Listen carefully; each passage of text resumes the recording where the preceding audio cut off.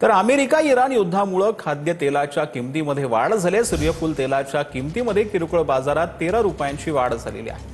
Soybean तेलाचेही दर 140 रुपयांवरून 155 रुपयांपर्यंत वाढलेले आहेत।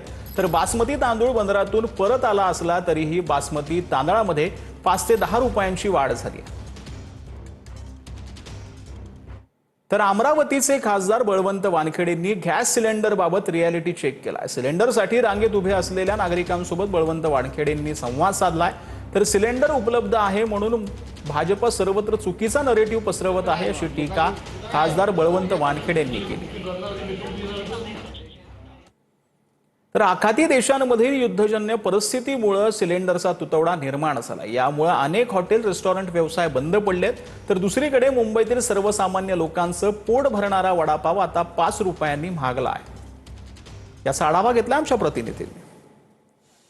युद्धजन्य परिस्थितीमुळे सिलेंडरचा मोठ्या प्रमाणात तुटवडा निर्माण झालेला आहे। त्यामुळे हॉटेल असेल, रेस्टॉरंट असेल, वडापाव असेल असे अनेक व्यवसाय आता बंद होण्याच्या मार्गावरून काही ठिकाणी बंद झालेले आहेत। मात्र अशातच सर्वसामान्यांचं पोट भरणारा मुंबईचा वडापाव जो आहे ते देखील अनेक ठिकाणी बंद आहेत। मात्र ज्या ठिकाणी वडापाव आहे त्यांना देखील सिलेंडर मिळण्याचं झालेलं आहे। त्यामुळे जर ही परिस्थिती अशी झाली तर हा वडापाव देखील काही ठिकाणी महागलेला आहे। मात्र ज्या ठिकाणी वडापावच्या किमती त्याच आहेत त्याच्या किमती त्या उद्यापासून वाढण्याची आता।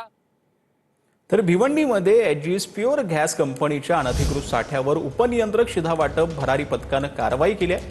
330 घरगुती आणि व्यावसायिक गॅस सिलेंडरचा साठा जप्त करण्यात आला। भरारी पथकाकडून सलग तिसऱ्या दिवशी शहरामध्ये कारवाई करण्यात आली। तर कामघर या अंजूर फाटा या रस्त्यावरती असलेल्या कारवाईमध्ये 340 गॅस सिलेंडरचा अनधिकृत साठा आढळलेला आहे।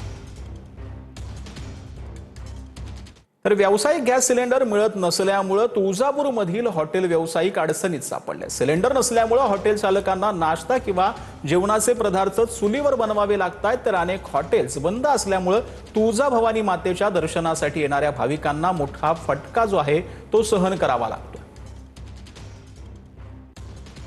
सर सध्या खूप अवघड परिस्थिती आहे। आम्हाला म्हणजे 50% तर आम्ही आयटम बंद करून टाकले आणि नाश्ता तर 70-90% बंद आहे।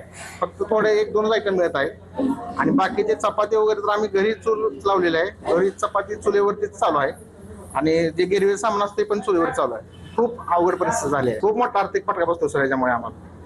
खूप म्हणजे त्रास होत आहे आणि त्रास पण खूप होत आहे। भाविकांचा पण खूप त्रास होत आहे। त्यांना पण म्हणजे आम्हाला जे द्यायचं पूर्ण देऊ शकत नाही। आयटम त्यांना जे पाहिजे ते देऊ शकत नाही। तर भाजपचे विधान परिषदेचे आमदार प्रसाद लाड यांच्या मुलाचा मुंबईमध्ये मोठ्या थाटामध्ये रिसेप्शन सोहळा पार पडला। या रिसेप्शन सोहळ्याला मुख्यमंत्री देवेंद्र फडणवीस यांनी उपस्थिती लावली होती। उद्धव ठाकरेंसह राज ठाकरे यांनीही सहकुटुंब रिसेप्शन सोहळ्याला उपस्थिती लावलेली होती। तर मंत्री गणेश नाईक, राम शिंदे, छगन भुजबळ, मिलिंद नार्वेकरांसह मोठे नेतेही या संपूर्ण सोहळ्याला उपस्थित होते।